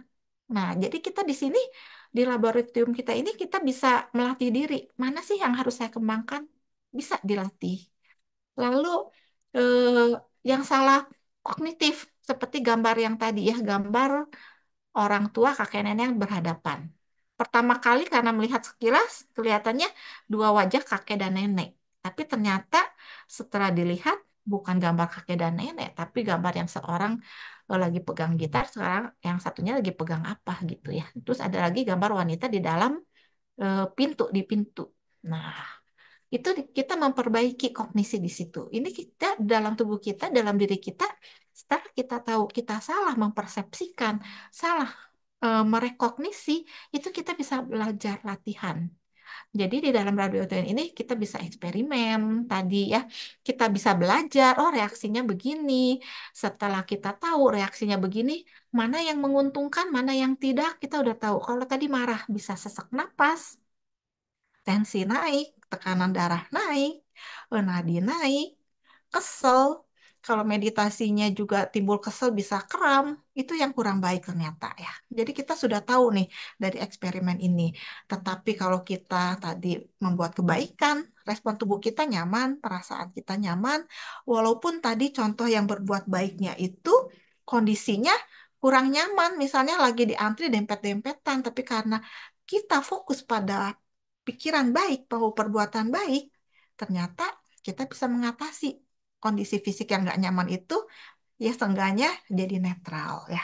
Reaksi tubuhnya baik. Nah, di situ kita lihat bisa ya. Jadi di laboratorium, mengapa saya sebut ini laboratorium? Karena di situ kita bisa eksperimen, kita bisa latihan, kita bisa konseling juga tadi, lab konseling ya. Yang salah pemahaman, salah mengkognisi itu bisa dibenarkan. Jadi itu manfaatnya. Nah, lalu ini sebagai kesimpulan, kesadaran itu muncul ketika ada objek antara indera dengan objeknya. Ketika indera kita kontak dengan objeknya muncullah kesadaran. Tapi kalau misalnya mata kita terbuka di depan ada benda, tapi kita melamun, itu nggak muncul kesadaran. Tapi di situ yang muncul adalah pikiran dengan objek pikiran, bukan dari panca indera dengan objeknya ya. Nah, dari situ. Nah, dari kesadaran itu muncul, pasti dia akan disertai dengan perasaan. Perasaannya seneng, tidak seneng, atau netral. Terus juga ada muncul juga dia mencerap atau mengkognisi kayak tadi ya. Begitu lihat gambar dua orang kakek nenek berhadapan, kesadaran melihat timbul. Terus mencerapkan, oh ini gambar kakek dan nenek. Yang lainnya mencerapnya beda, bukan gambar kakek dan nenek, tapi ada 3 gambar dan lain-lain. Di situ muncul tahu lenyap. Nah, dari situ ada reaksi batin kita. Kalau misalnya tadi kita tiba-tiba dimarahin orang, ada reaksi batin ingin membalas, marah. Tapi kalau kita nggak ngerti dia lagi marahin, reaksi batinnya cuek dan sebagainya.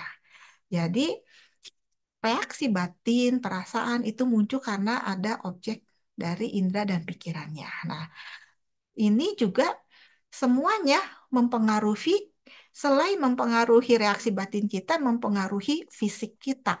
Nah, kalau fisik kita dipengaruhi dalam waktu oleh yang kurang baik, seperti tadi sesak napas, berdebar-debar, kalau hanya sebentar-sebentar nggak masalah. Tapi kalau terus-terusan seperti itu, akhirnya fisiknya juga sakit. Bukan hanya mental yang sakit, tapi fisiknya yang sakit. Nah, nanti minggu depan saya akan buka lanjut ya, masih berhubungan ya. Bagaimana nih supaya kita fisik kita sehat nih. Jadi kita harus bagaimana antara kontak ini. Nah, kita kan hari ini sudah praktek di dalam laboratorium abidama kita ya. Reaksinya seperti ini. Nanti minggu depan saya akan bawa Bapak Ibu semua, saudara-saudara semua untuk bisa mencapai yang baik yang muncul supaya fisik kita juga sehat tuh seperti apa. Nah, demikian yang bisa saya sampaikan pada hari ini. Saya mohon izin share screen. Terima kasih atas perhatiannya. Supihontu, Namo Buddhaya. Saya kembalikan dulu kepada moderator. Namo Buddhaya. Terima kasih Bu Kindela untuk materinya yang luar biasa sekali. Hmm. Oke, kini kita membuka kesempatan buat teman-teman yang ingin bertanya. Boleh silakan tulis pertanyaan di chat atau mau langsung ngomong juga nggak apa-apa. Silakan.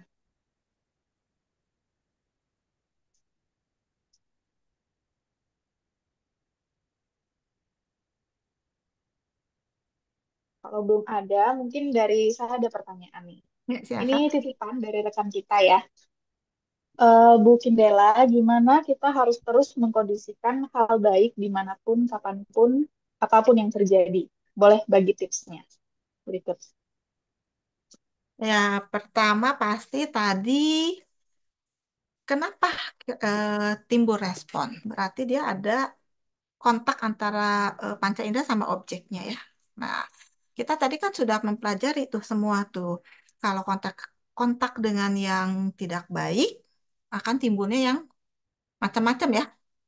Dominan pasti yang nggak baik dominan ya, tapi nggak juga kan semua. Nah, jadi pertama kalau itu tergantung dari kesiapan mental kita. Kita siap nggak sih menghadapi hal-hal seperti itu?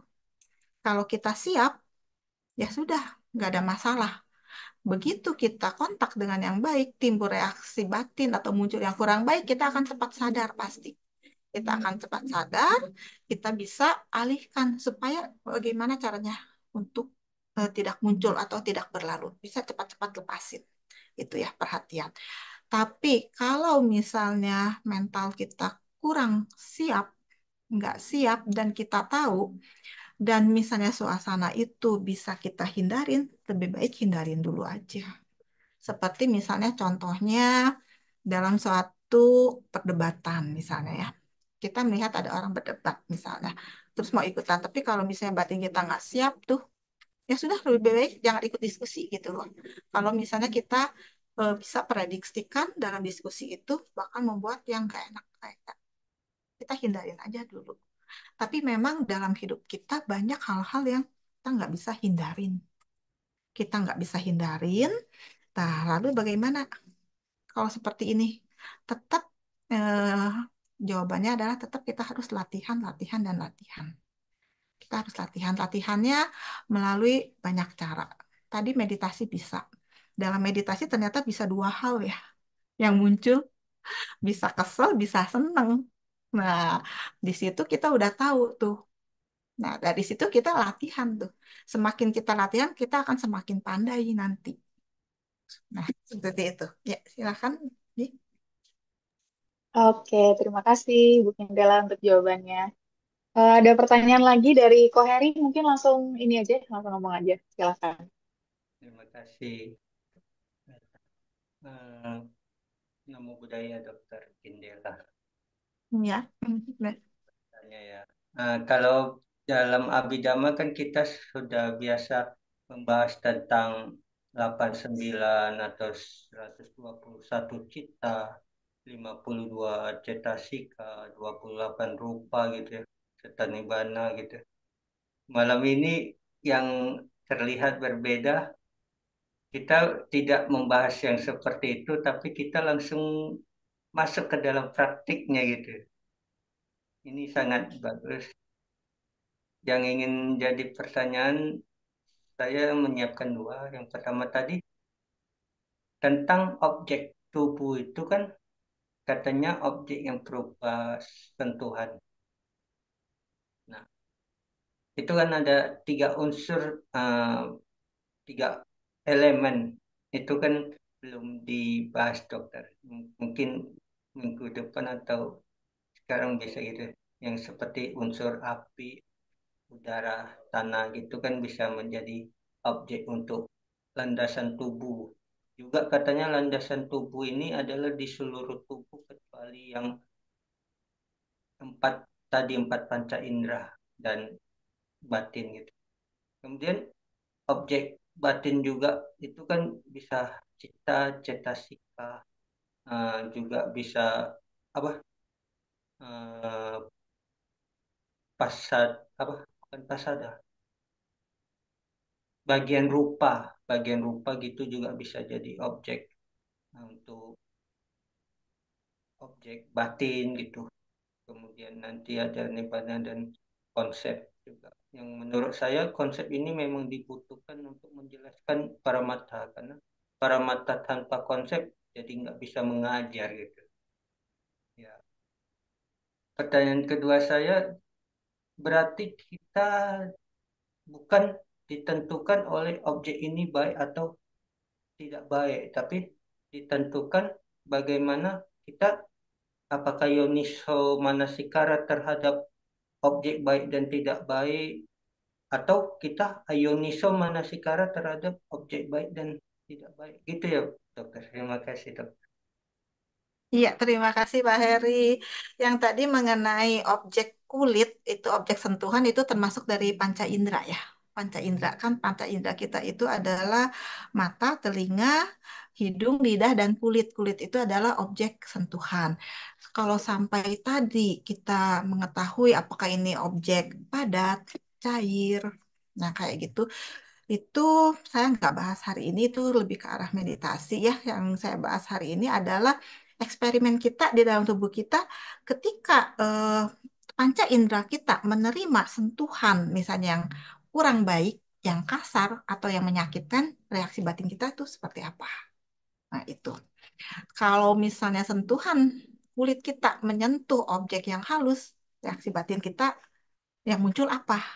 Bisa nyaman, bisa bersyukur karena kita memiliki kenyamanan, bisa juga timbul loba keserahan atau kemelekatan, kita inginnya yang lembut terus yang kita. Nah, itulah yang hari ini kita eksperimen di dalam laboratorium kita hari ini ya, yang kayak gitu. Nah, lalu tadi yang kedua, ternyata objek itu netral ya. Objek itu netral kan? Seperti contohnya yang tadi, orang tiba-tiba marahin kita dalam bahasa yang kita ngerti. Kita reaksinya macam-macam. Bisa marah, bisa balik ingin memaki, bisa juga netral. Tetapi ketika misalnya ada orang marah dalam bahasa yang kita tidak mengerti, kita nggak mungkin timbul reaksi marah karena nggak ngerti ya dia ngomong apa. Mungkin reaksinya, ini orang ngomong apaan sih, atau ini orang apa sih tiba-tiba ngomong sendiri atau gila atau apa kali ya. Nah, jadi sebetulnya objek itu netral. Tetapi bisa dibilang kalau misalnya kita melihat objek yang nggak baik, katakanlah kita melihat sampah, berarti kita menerima objek yang karma kita yang lalu itu yang kurang baik berbuah. Jadi kita melihatnya yang nggak enak, melihatnya sampah gitu ya, menciumnya yang nggak bagus ya, yang bau kan sampah nggak enak gitu. Lalu mendengar maki-maki orang, nah berarti itu karma buruk kita yang lalu itu sedang berbuah tuh dalam bentuk kita menerima objek yang nggak bagus. Tapi sebenarnya objek itu netral. Jadi tergantung bagaimana reaksi batin kita yang timbul. Kita ketika kita melihat tadi, melihat sampah, op- reaksi batin kita gimana gitu. Apakah kita membenci, apa kita biasa aja. Kalau senang mungkin saya rasa jauh lah ya. Kalau itu ya mungkin netral ya. Seenggaknya netral. Nah, itulah reaksi batin yang harus kita latih gitu di situ ya. Baik. Demikian semoga bisa memadai.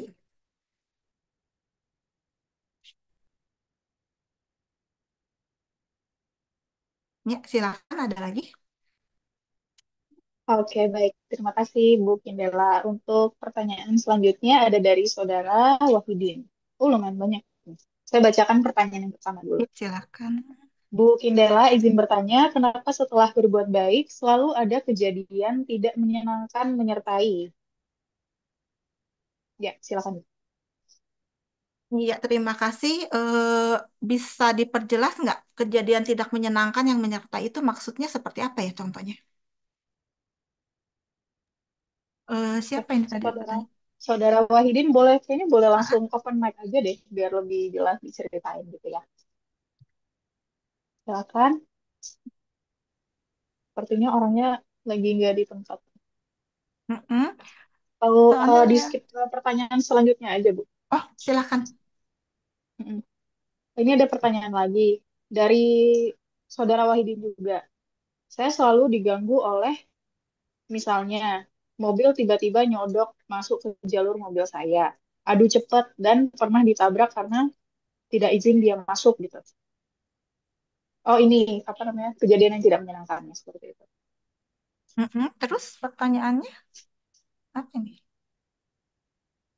Kenapa setelah berbuat baik selalu ada kejadian yang tidak menyenangkan menyertai?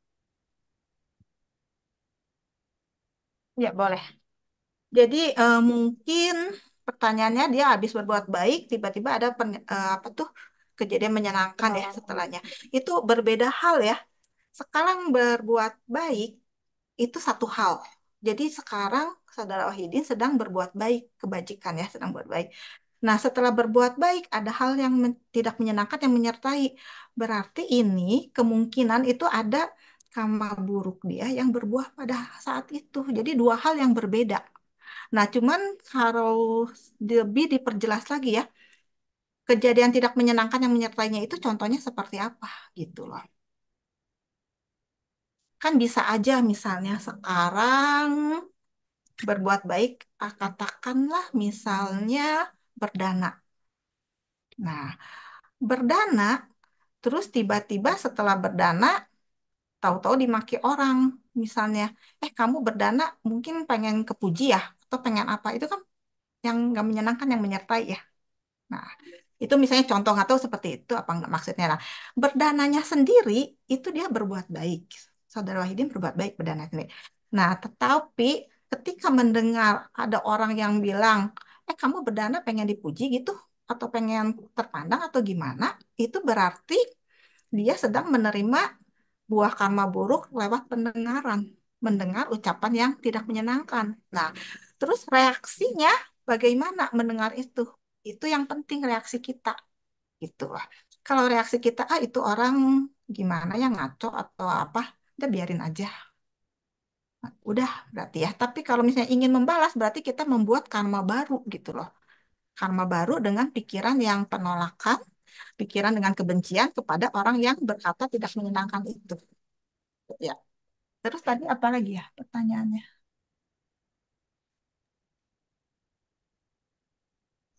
Saya selalu diganggu oleh mobil yang tiba-tiba nyodok. Ya ini juga sama.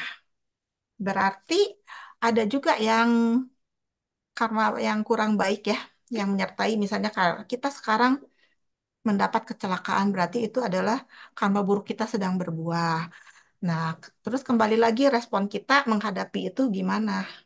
Apakah mau marah kepada orang yang menabrak atau yang ngambil jalan kita, atau apa kita bisa bersabar untuk itu. Nah, itu reaksi batin kita itulah yang kita karma baru yang kita perbuat itu apa? Gitu.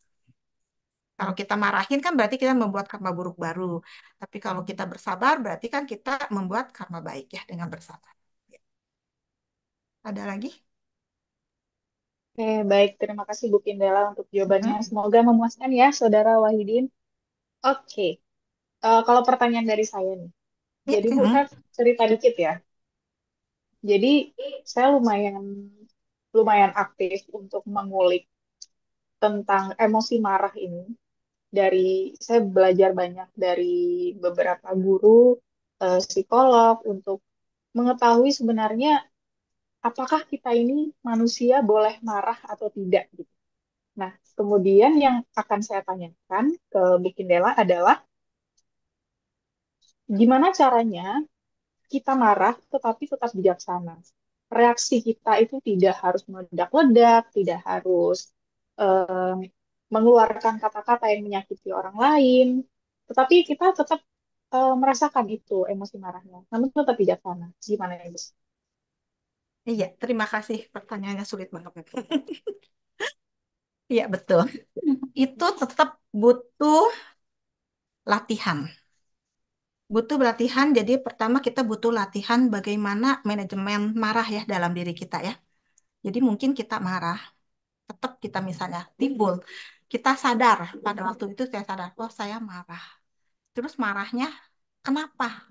Misalnya karena misalnya orang yang eh, ada di hadapan kita itu berbuat sesuatu yang tidak benar ya, yang tidak benar atau yang menyakitkan kita marah. Terus kita sadar marah. Lalu apa yang harus saya lakukan misalnya? Setelah kita mengetahui kita marah, kita lihat juga sih, kita lihat juga dia posisinya dia. Posisinya dia tuh kenapa dia marah? Kita sebaiknya juga bisa melihat atau memahami orang itu marah. Bisa aja misalnya orang itu marah karena memang kondisi dia itu misalnya lagi moodnya jelek. Mungkin dia lagi dalam suatu permasalahan, lagi stres, atau lagi dimarahin keluarganya juga. Akhirnya dia jadi pelampiasan marahnya ke kita. Itu bisa. Jadi kita lihat dulu situasinya. Nah, dengan kita bisa melihat suatu situasi itu, otomatis marah kita bisa menurun tuh. Karena kita tahu orang yang kita hadapin, yang dia marah ke kita itu, oh ternyata dia juga dalam tekanan. Jadi dia seperti itu. Nah, dengan demikian kita mengerti aja itu udah mulai turun marah kita. Lalu bagaimana cara kita bisa menyampaikan dengan kata-kata yang baik? Itu butuh pelatihan memang ya. Butuh latihan, butuh teori juga bagaimana cara menyampaikan, bagaimana cara kita memilih kata-kata supaya kata-kata walaupun kita marah, kita kesel, kata-kata yang kita keluarkan tuh tetap tidak terlalu menyakitkan orang lain. Jadi tetap itu butuh pembelajaran juga, butuh latihan, butuh skill ya. Oke, terima kasih banyak Bu Kindela untuk jawabannya. Oke, ini last question ya dari Saudara Heri. Ini ada pertanyaan lagi, boleh langsung open mic aja, silakan. Lanjut bertanya, Dokter Kindela. Silakan. Saya mendengar pertanyaan dari Mbak Meta ini jadi teringat yang benar-benar nggak bisa marah itu hanya Anagami. Karena Sota Panas Sakadagami juga masih bisa marah. Nah, mereka padahal sudah mencapai maga gitu. Berarti kita harus berlatih sampai maga gitu. Sampai Nagami kalau nggak mau marah lagi gitu kan. Nah, dokter saya kurang paham tadi yang kita berdana tapi kita kena maki. Saya menyimpulkan begini, berdana itu karma baik saat ini, tapi di maki itu kita memetik buah karma, tapi bukan buah karma yang saat ini, tapi buah karma yang masa lampau. Karena kan ada buah karma yang langsung berbuah katanya. Supaya tidak salah paham, berarti yang setelah berdana, berdana itu karma baik saat ini, tapi ketika dimaki itu bukan buah karma yang saat ini. Nanti orang salah paham, oh buah karma saat ini berbuah. Ternyata yang berbuah itu buah karma masa lampau, begitu ya dok. Eh, Betul. Buah karma masa ya lalu berarti yang buruk. prosesnya begitu. Sedangkan si maki tadi itu terjadi oleh sebab dan kondisi karena dia masih punya kebencian gitu. Karena kalau dia nggak punya kebencian lagi, misalnya dia anagami, kan nggak mungkin marah ke kita lagi gitu ya. Berarti kalau dari dua sisi tadi, yang 6 9 itu, ya begitu cara pandangnya. Kemudian juga itu kan katanya karma buruk yang berbuah. Kalau karma baik, ada karma baik yang 3 akar inferior, 2 akar inferior. Karena inferior itu kan juga bisa berbuahnya jadinya tidak baik begitu ya dokter. Ah, mohon penjelasan rincinya supaya tidak salah paham. Nanti pikirnya kan kita berdana saat ini, lalu buah saat ini yang berbuah kok dimaki gitu. Ternyata yang berbuah itu bukan yang saat ini, tapi yang dari masa lampau itu. Terima kasih dokter. Iya, terima kasih. Jadi yang tadi misalnya setelah berdana, tahu-tahu ada kejadian yang tidak menyenangkan, itu berarti dua hal yang berbeda ya. Dia sekarang berdana, dia berbuat baik. Terus dia ada kejadian yang tidak menyenangkan karena dia berdana. Itu adalah buah karma lampau buruk yang sedang berbuah. Jadi dua hal yang berbeda ya. Dua hal yang berbeda gitu. Jadi bukan karena dia berdana, jadi dia memetik apa tuh buah karma buruk. Bukan. Menghasilkan karma buruk itu bukan. Tetap beda ya. Dua hal. Nah itu tadi. Nah lalu yang perbuatan baik dengan apa tadi 2 akar dan 3 inferior dan Ya, 2 akar dua, dan 3 dua akar dan 3 akar inferior. ya buah karma baik kalau dia dengan 3 akar berarti kualitasnya yang paling bagus ya. Kalau dengan 2 akar berarti kualitasnya di bawahnya. Nah, buah hasilnya ya sesuai, kualitasnya sesuai. Kalau kualitasnya yang baik, yang sangat baik berbuah, ditanam, buahnya nanti juga yang sangat baik juga. Tapi kalau menanam karma baik dengan kualitas yang di bawahnya 2 akar nanti buah hasilnya juga kualitasnya sama. Jadi sesuai gitu loh, sesuai. Nah, lalu yang tadi mengenai tentang marah, benci, itu memang betul. Seorang anagami atau seseorang setelah mencapai tingkat kesucian anagami itu baru bisa terbebas dari marah atau dan benci. Jadi selama dia belum anagami, jadi walaupun dia sakadagami, dia masih ada muncul dosa ya. Atau kebencian atau marah itu masih bisa muncul. Tapi jangan dibalik ya. Jangan dibalik karena bilang, ah kita kan belum anagami. Jadi wajar dong saya marah, wajar dong saya benci. Jangan seperti itu ya. Jangan dibalik seperti itu. Walaupun memang benar, kita belum terbebas selama kita belum anagami, tapi jangan dibalik seperti itu ya. Gimana? Semoga memadai. Eh, ya, Eh, yang tadi 2 akar inferior itu katanya bisa membuat kita terlahir malah yang tidak baik, misalnya jadi makhluk tanpa akar, misalnya jadi manusia cacat. Itu apakah benar seperti itu, dokter? Oh Dua enggak, akar eh, inferior. enggak, eh, enggak seperti itu Pak Heri. Kalau yang lahir sebagai manusia cacat ada 10 macam itu, berarti dia lahirnya itu bukan pakai mawi pakah, tapi pakai santirana. Jadi yang tanpa akar disebutnya. Kalau yang 2 akar, yang mahawi pakah, dia bisa membawa kita kelahiran sebagai manusia normal atau di alam dewa gitu. Jadi berbeda di situ. Kalau yang 2 akar dan 3 akar itu, kalau dia menghawi pakak, dia bisa sebagai manusia normal sesuai dengan akarnya tadi. Bisa 2 akar atau 3 akar sesuai ya. Nah, kalau kita sekarang berbuat baik, tapi dengan ada perbuatan buruk atau pikiran buruk yang menyertai, misalnya contohnya kita ingin berdana, tetapi bukan kita benar-benar mau berdana, tapi misalnya ingin mengharapkan ujian, misalnya ingin mengharapkan nama baik atau ingin mengharapkan katakanlah apalah sesuatu yang kita inginkan misalnya ya dengan berdana itu. Nah, berarti kan kita berbuat baik, dananya sendiri berbuat baik. Tapi karena kita menginginkan hal-hal yang kurang baik, berarti ada aku salah sebagai pengiring. Nah, itu tetap berbuah. Berbuahnya hanya kualitasnya jadi menurun. Kualitasnya itu hanya misalnya seperti kita bisa hidup nyaman, kita bisa eh, makan makanan yang baik, misalnya kita hanya bisa melihat pemandangan yang bagus seperti itu. Jadi menurun kualitasnya. Yang seharusnya kualitasnya lebih dari itu, kita paling hanya terimanya seperti itu. Ya,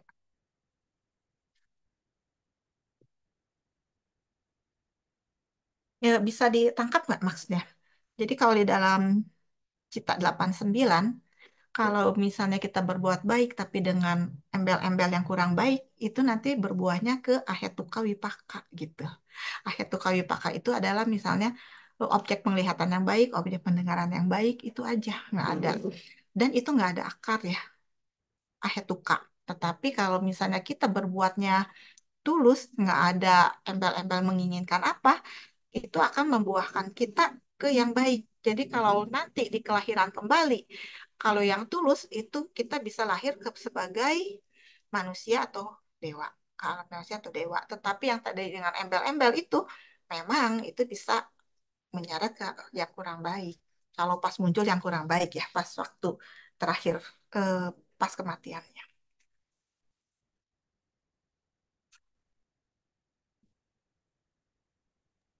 Iya, Gimana, Ko Heri? Udah jelas ya? Oke, terima kasih Bu Kindela untuk pemaparan damanya yang luar biasa sekali. Sahabat damai yang berbahagia, Romo Ramani, teman-teman, malam ini kita tidak hanya sekadar belajar teori, tetapi juga mengamati laboratorium batin kita sendiri ya. Dari saat marah, takut, salah paham, hingga saat tergoda, bahkan pas meditasi juga. Kita belajar bahwa cita, cetasika, rupa, itu bukan sekedar konsep dalam buku, dalam Tripitaka, dalam Abhidhamma, namun betul-betul terjadi di setiap momen kehidupan kita. Bahwa tubuh ini adalah laboratorium. Dan mulai sekarang, semoga setiap marah bisa jadi momen latihan. Ya, setiap takut jadi peluang untuk kita menyadari, setiap kesadaran jadi pintu menuju kebijaksanaan. Mari terus berjalan dengan batin yang jernih dan penuh perhatian.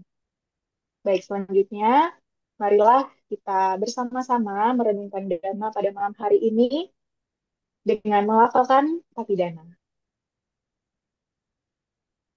Punya sidan ayanya nani kata nime te sanca bagino hontu satananta pamanaka ye pia gunawanta ca mayang ma tapita dayo ditha me capya dithawa anye majatawerino sata titanti lokasming te bhumma jatu yonika panceka tuwokara sangsaranta bawa bawe nyatang ye pati daname anumodantu te sayang ye cimang napa jananti dewa te sang niwedayu maya dinana punyanang anumodana hetuna sabe sata sadahontu awera sukajiwino hemma padanca papontu tesasa sijatang suba sadu sadu sadu. Semoga segala kebajikan yang kita lakukan pada malam hari ini dari awal hingga akhir sesi dapat mengkondisikan terwujudnya kebahagiaan sejati bagi kita, sanak keluarga, dan semua makhluk hidup. Baik mereka yang akan lahir maupun mereka yang telah lebih dulu meninggalkan dunia ini. Selanjutnya, marilah kita saksikan beberapa pengumuman dari panitia deso untuk rekan operator. Boleh minta bantuan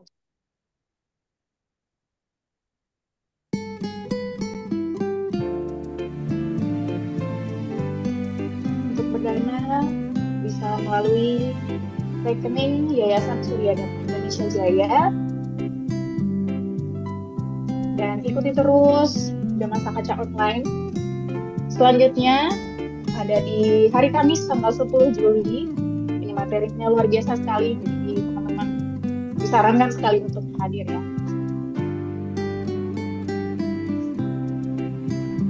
Kemudian kita juga ada chanting tiap pagi sore yang dipimpin oleh Wiku Teja Punyo Pratera.